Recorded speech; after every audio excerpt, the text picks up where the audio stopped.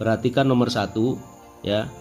Jadi cabang pertama itu ada di tungkai, di atas siku, bagian siku.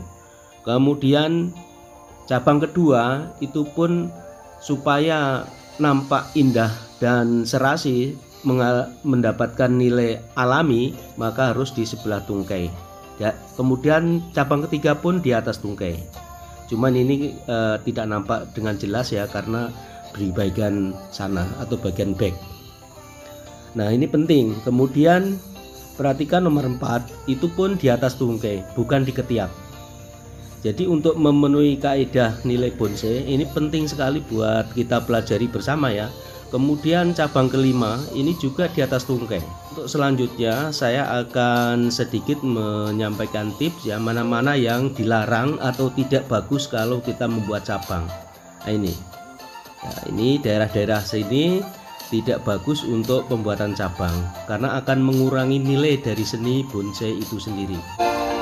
Assalamualaikum warahmatullahi wabarakatuh. Selamat berjumpa kembali di Pikan Bonsai.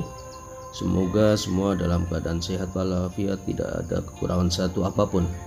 Baik teman-teman, kali ini saya akan mereview program cendrawasih yang sudah saya kontenkan terlebih dahulu dengan teknik penggabungan tunas-tunas yang bergerombol menjadi cabang.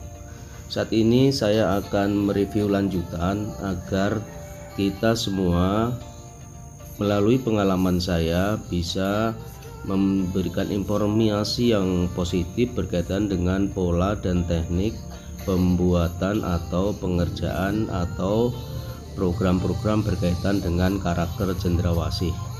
Baik teman-teman, sebelum saya mulai terlebih dahulu, buat yang baru melihat video ini silahkan subscribe dan nyalakan notifikasi, dan jangan lupa tinggalkan kesan di kolom komentar.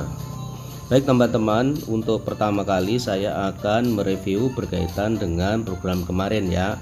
Dimulai dari pada bogel. Programan saya ini saya membuat dari bahan cangkokan. Kenapa saya menggunakan bahan cangkokan sebagai bahan dasar dari bogel? Karena untuk jenis cendrawasih ini mengalami kesulitan untuk pembuatan bogel.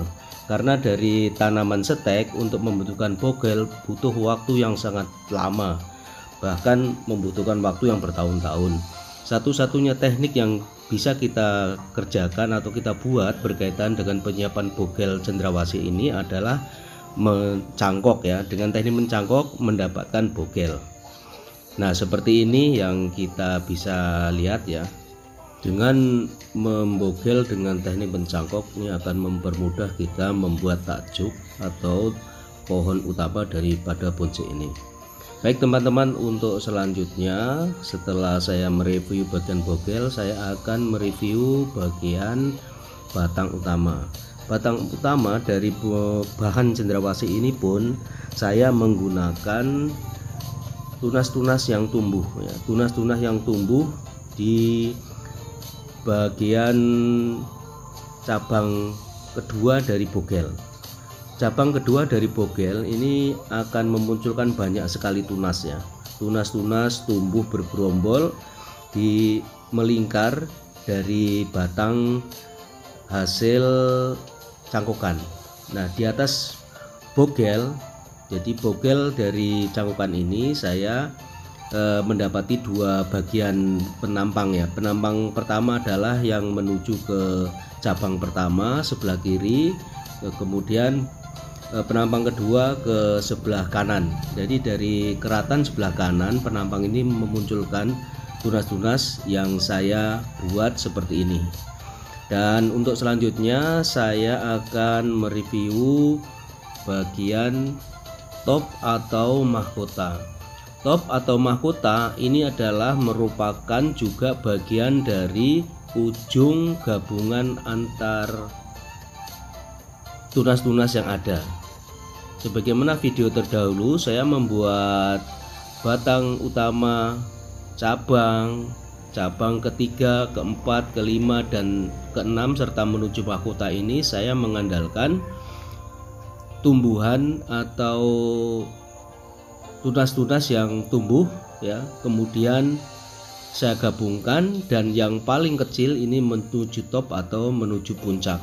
Ini sebagai mahkota dari programan bonsai cendrawasih ini. Meskipun masih saat ini berbentuk telunjuk, ini untuk jenis cendrawasih tidak mengalami kesulitan karena dia mempunyai tunas-tunas yang sangat banyak, dan nantinya akan mudah kita membentuk dari mahkota yang sudah kita persiapkan ini. Untuk selanjutnya saya akan mereview bagian dari anak cabang dan ranting serta anak ranting. Nah, bagian ini untuk jenis cendrawasih saya pun menggunakan atau memanfaatkan potensi yang ada, yaitu bergerombolnya tunas-tunas di bagian tungkai. Nah, untuk mengarahkan cabang atau ranting ini harap hati-hati dan ekstra, harus ada perhatian khusus. Karena apa? Nanti kalau kita paksakan, karena jenis untuk cendrawasih ini dia tidak memiliki getah, jadi kalau mengalami luka pada saat kita wiring, maka dampaknya adalah nanti akan ada kematian ranting atau pucuk-pucuk yang berharap akan menjadi bagian yang penting ya dari tumbuhan ini. Intinya di bagian ini kita harus hati-hati dan jangan terlalu memaksa.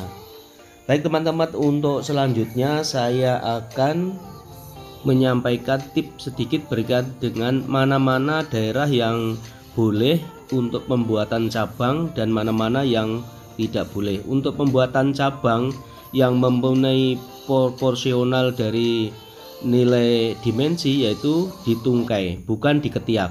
Perhatikan nomor 1 ya. Jadi cabang pertama itu ada di tungkai, di atas siku, bagian siku. Kemudian cabang kedua itu pun supaya nampak indah dan serasi mendapatkan nilai alami, maka harus di sebelah tungkai ya. Kemudian cabang ketiga pun di atas tungkai. Cuman ini tidak nampak dengan jelas ya karena di bagian sana atau bagian back.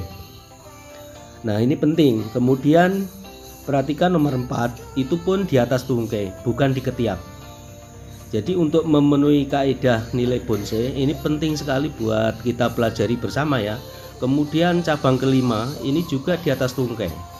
Nah, ini penting sekali. Sebab kalau salah menempatkan maka akan menjadi kurang bagus. Cabang nomor 6 pun sama di atas tungkai. Oke teman-teman, untuk selanjutnya saya akan sedikit menyampaikan tips ya, mana-mana yang dilarang atau tidak bagus kalau kita membuat cabang. Nah, ini daerah-daerah sini tidak bagus untuk pembuatan cabang karena akan mengurangi nilai dari seni bonsai itu sendiri. Harap perhatikan ya, ini di bagian ketiak ini jangan sampai kita membentuk cabang dari sini karena akan mempunyai nilai negatif untuk sebuah seni bonsai ya. Perhatikan ya, di bagian ketiak-ketiak ini jangan kita menempatkan cabang karena akan mengurangi nilai dari seni bonsai itu sendiri. Baik teman-teman, demikian ya, mudah-mudahan sedikit informasi ini bisa bermanfaat dan tetap semangat ya dalam kita berkarya dalam seni bonsai. Dan buat teman-teman yang sudah bergabung dan selalu mendukung channel ini, saya ucapkan terima kasih. Semoga semua dalam keadaan sehat walafiat dan sukses selalu.